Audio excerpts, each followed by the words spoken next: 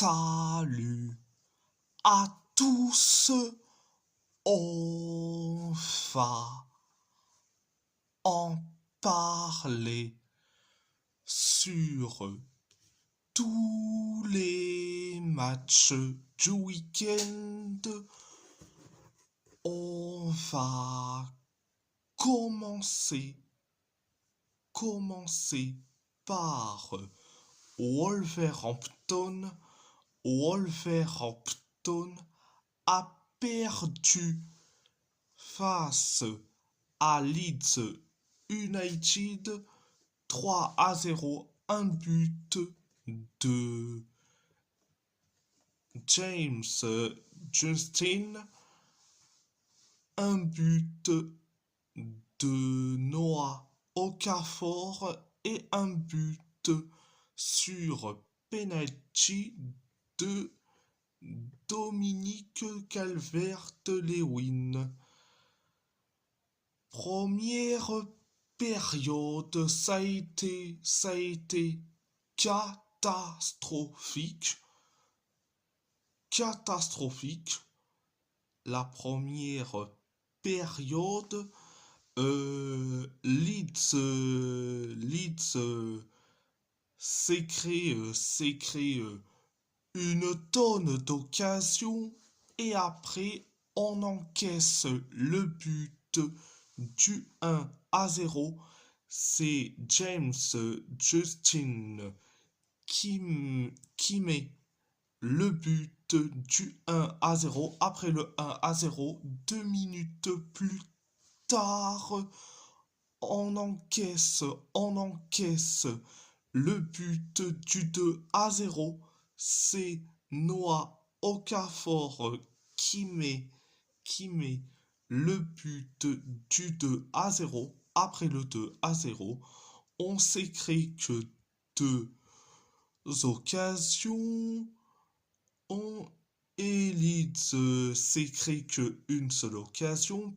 Pareil pour nous et pareil pour Leeds. C'était la première période. La deuxième période, ça a été la même chose, catastrophique. On s'est créé que une seule occasion. Pareil pour Leeds. Et nous, on s'est créé que 2 occasions. Leeds s'est créé que une seule occasion. Pareil pour nous. Et Leeds s'est créé que 2 occasions. Et après, penalty pour Leeds United après la faute de Hugo Bueno sur Dominique Calvert-Lewin dans la surface de réparation. Donc penalty accordé à Leeds United. C'est Calvert-Lewin qui s'en charge. Résultat, penalty transformé et on encaisse le but du 3-0. Après le 3-0, Leeds United s'est créé la dernière occasion. C'était la deuxième période. Alors je vais dire franchement, en ce match-là, ça a été catastrophique, mais d'une catastrophisme à l'état pur. Et je vais dire franchement, on est toujours au 20e. Direction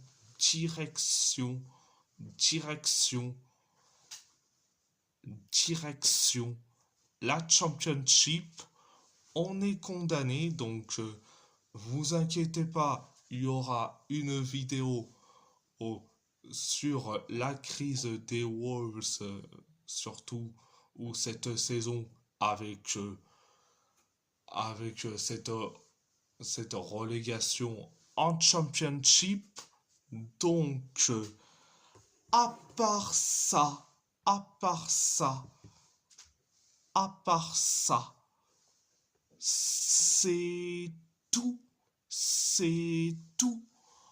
On va parler de Galatasaray.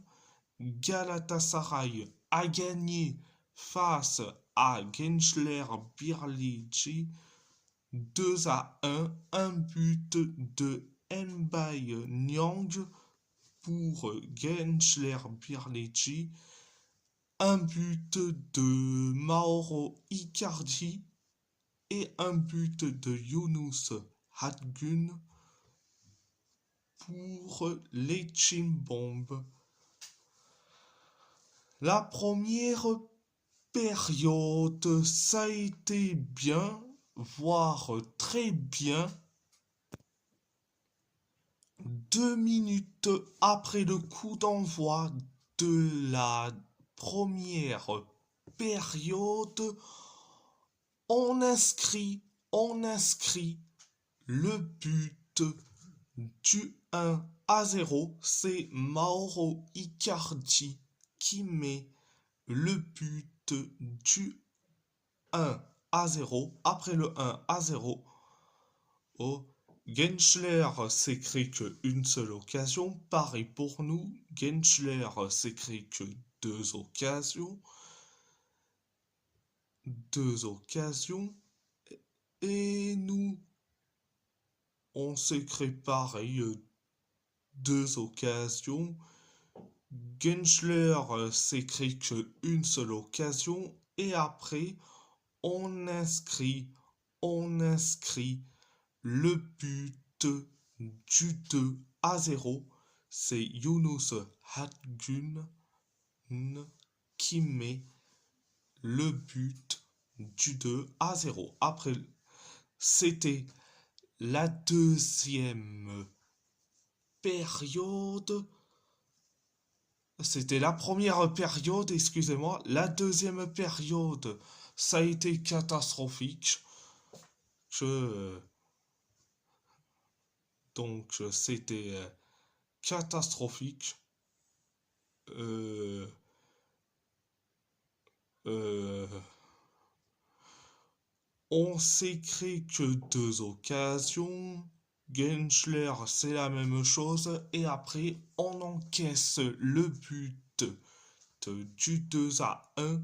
C'est Mbaye Nyang qui met le but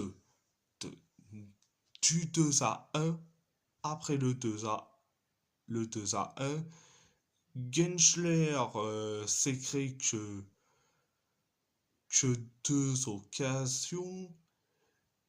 Et nous, on s'est créé la même chose, deux occasions. Et pareil pour Gençler.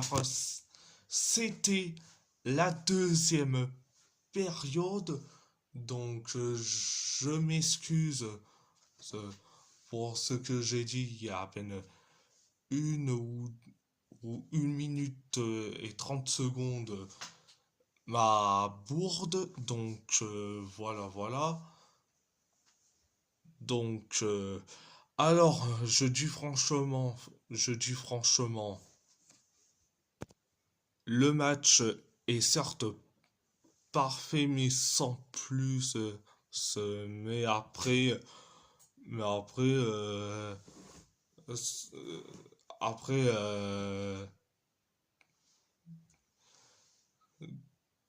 mais après, franchement,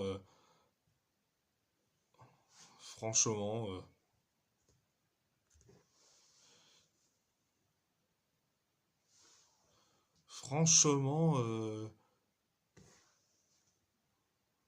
je vais dire franchement, les joueurs que j'ai gravés, que j'ai gravé pendant ce match, c'est Yunus Hatgun, Mauro Icardi, Gabriel Sara, et un petit quatrième, Davinson Sanchez, que je les ai trouvés, certes, hyper bons.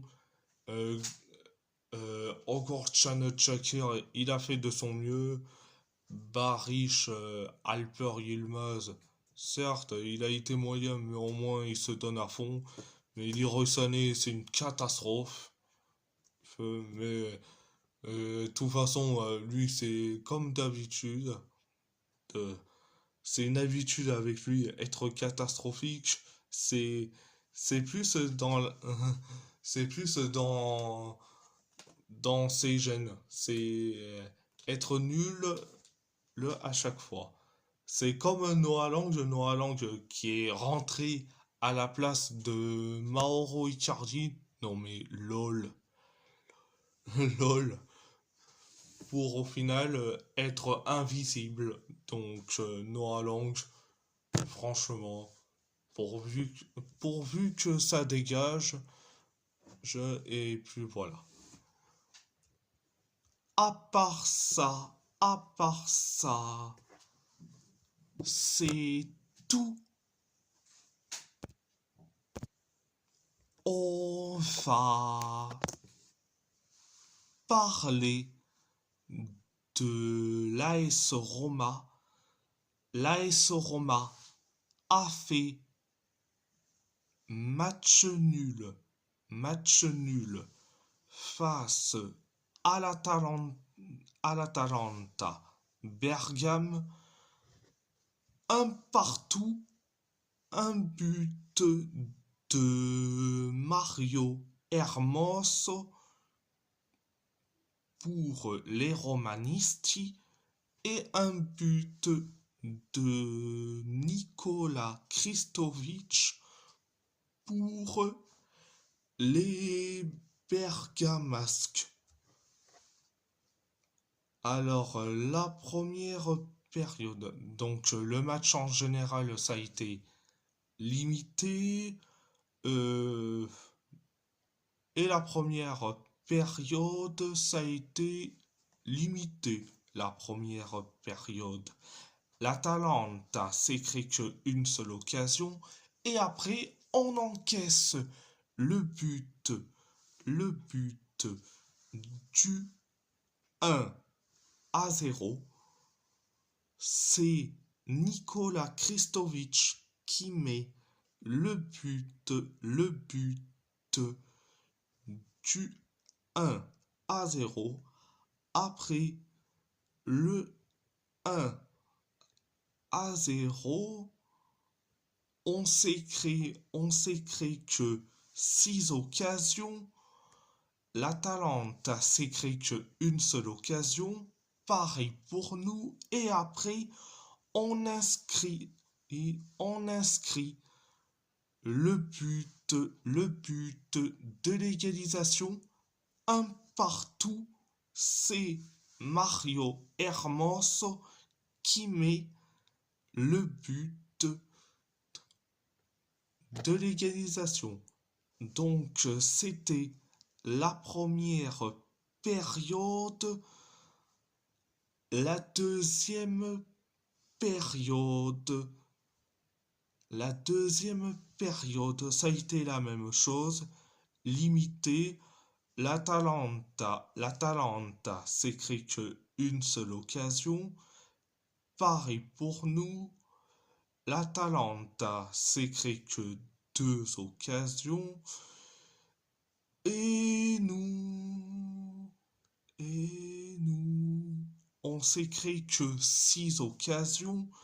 L'Atalanta s'est créé que une seule occasion. Et nous, on s'est créé que 2 occasions. L'Atalanta s'est créé que une seule occasion.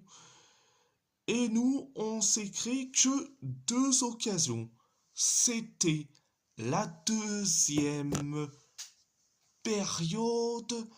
Alors, je vais dire franchement, la course à l'Europe va être très salée, que ça soit entre nous, entre nous Como, Como et la Juve. Surtout les adversaires que la Juve vont affronter, les adversaires que Como va affronter et les adversaires que nous allons affronter, mais c'est du lourd. Surtout, nos adversaires, ça va être du lourd. Euh, Bologne, Florentina,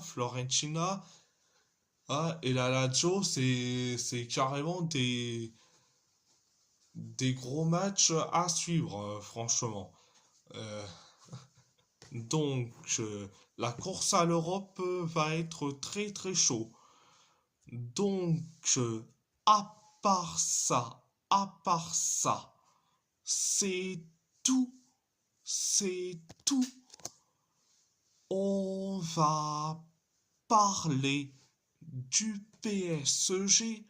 Le PSG a perdu face à l'Olympique Lyonnais 2-1, un but de Grisha Kvaratskhelia pour les Parisiens. Les Parisiens, un but d'Hendrick et un but d'Alfonso Moreira pour les Lyonnais. Première période, ça a été catastrophique. Mais ça a été catastrophique. Donc, euh, donc 6 minutes après le coup d'envoi de la première période, on encaisse, on encaisse le but du 1-0. C'est Hendrick qui met le but du 1-0. Après le 1-0, les Lyonnais s'est créé que 2 occasions et nous on s'est créé que une seule occasion et après on encaisse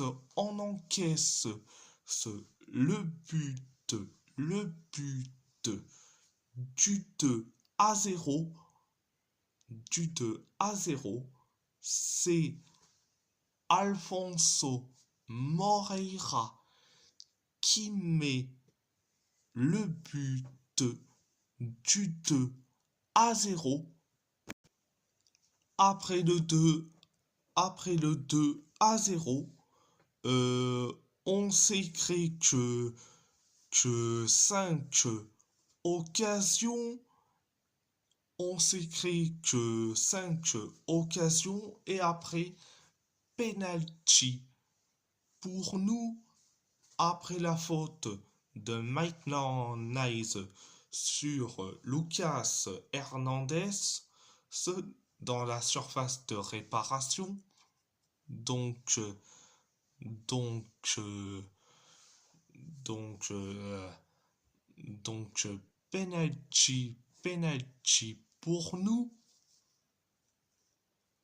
nous, c'est Gonzalo Ramos qui s'en charge, qui s'en charge de ce penalty. Résultat, penalty arrêté par Dominique Greif. Et après, on s'est créé que 3 occasions. C'était la première période. La deuxième période, ça a été bien mais sans plus. La deuxième période, les Lyonnais s'est créé que 2 occasions et nous, on s'est créé une tonne d'occasions. Et après, on inscrit, on inscrit le but du 2-1. C'est Kvaratskhelia qui met le but du 2-1. C'était la deuxième période. Alors, je vais dire franchement, j'ai pas trop aimé la prestation de nos joueurs, surtout le long du match, surtout en première période. En première période, j'ai l'impression que c'était carrément la grève syndicale, c'était carrément la grève syndicale. Euh, Franchement, la prestation de nos joueurs, j'ai l'impression de voir une grève syndicale. Franchement, il faut se dire la vérité. Et ils se sont dit, on va leur laisser des points aux Lyonnais. Vu qu'ils sont en crise, on va leur laisser quelques points. Vu qu'ils sont en crise, on va faire une grève syndicale. On laisse, on les laisse marquer. Et puis voilà. Non, mais c'est honteux. Mais c'est honteux, franchement. Oh.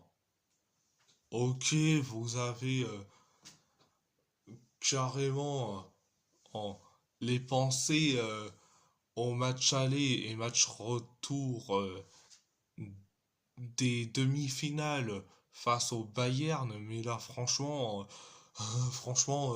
on est ridicule. Surtout en première période, c'était le ridicule comme pas possible. Franchement, c'était d'un ridicule comme pas possible.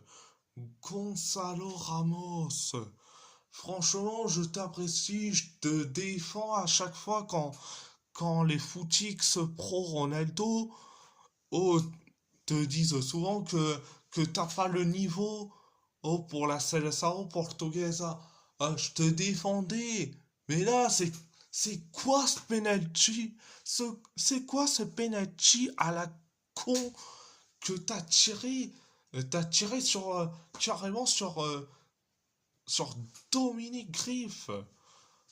Dominique Griff, qui te fait un arrêt. Mais franchement, Gonzalo, tu le sais que je te défends. À chaque fois que les footix pro Ronaldo te disent que t'as pas le niveau, que t'es un simple remplaçant. Mais bon, franchement, sérieusement. Mais bon, bref, euh, bref. C'était un petit coup de gueule sur Gonzalo Ramos. C'est un petit coup de gueule, mais bon, bref. Donc, euh, donc, à part ça, à part ça, c'est tout, c'est tout, c'est tout. On va parler, parler du FC Porto, le FC Porto, le FC Porto a gagné face à Tondela 2-0, un but de Gabri Veiga et un but de Victor Freud. Alors la première période, ça a été limité, donc on s'est créé quelques occasions. On Tondela s'écrit que deux occasions, deux occasions, et nous, on s'écrit une tonne d'occasions. C'était la première période, la deuxième période, ça a été bien, très bien. 3 minutes après le coup d'envoi de la deuxième période, excusez-moi, de la deuxième période, on inscrit, on inscrit, on inscrit, on inscrit le but du 1-0. C'est Gabri Veiga qui met le but du 1-0. Après le 1-0, on s'est créé quelques occasions et après, on inscrit le but du 2-0. C'est Victor Freud qui met le but du 2-0. Après le 2-0, Tondela s'écrit que les trois dernières occasions et nous, on s'écrit quelques occasions. Donc voilà, c'était la deuxième période. La deuxième période. Donc je vais dire franchement, oh, oui, ça reste un bon match après la désillusion face à Nottingham Forest. Au moins, ça reste un bon match face à Tondela. Et en plus, on est déjà premier, franchement, avec 7 points d'avance sur Benfica. Benfica et 8 points d'avance sur le Sporting Lisbonne. Donc voilà. Mais bon, on a le championnat, donc voilà. On a déjà le championnat. Ah, on est déjà premier. Et franchement, donc, euh, on est déjà premier. Franchement, on est très content. Bon après, bon après, bon après, franchement, quand je vois la composition, je dis franchement, je dis franchement,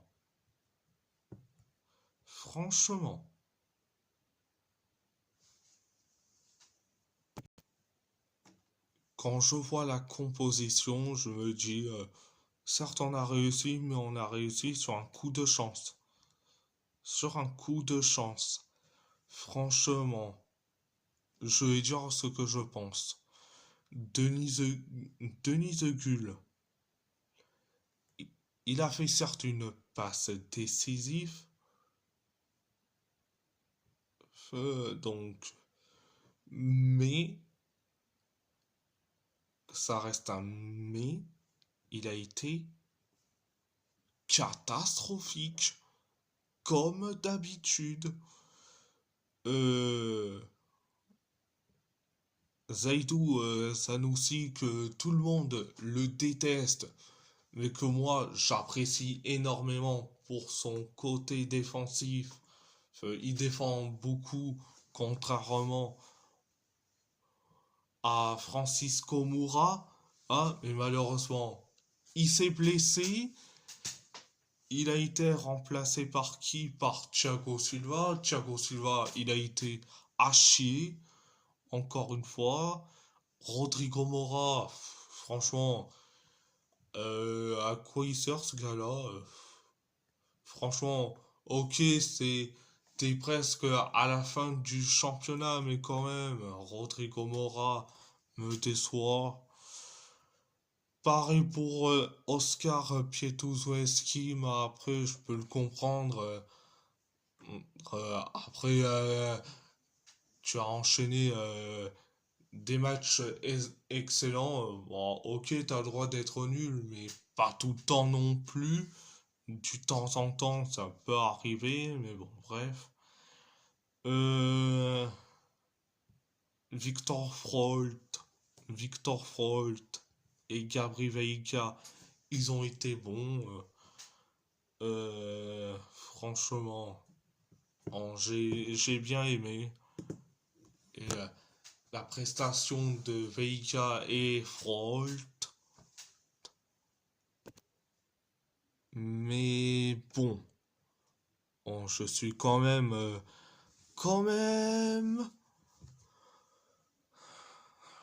je suis quand même un peu déçu, mais bon, ça reste un bon match. Mais bon, en plus, là,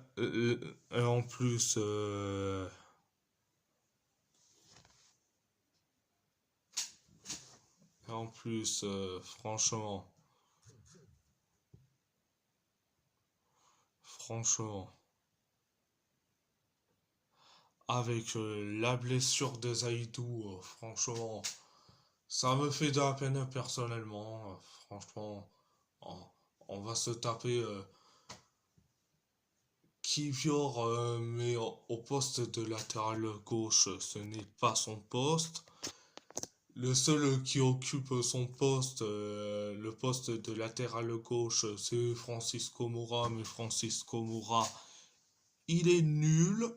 Donc, donc, merci, au revoir.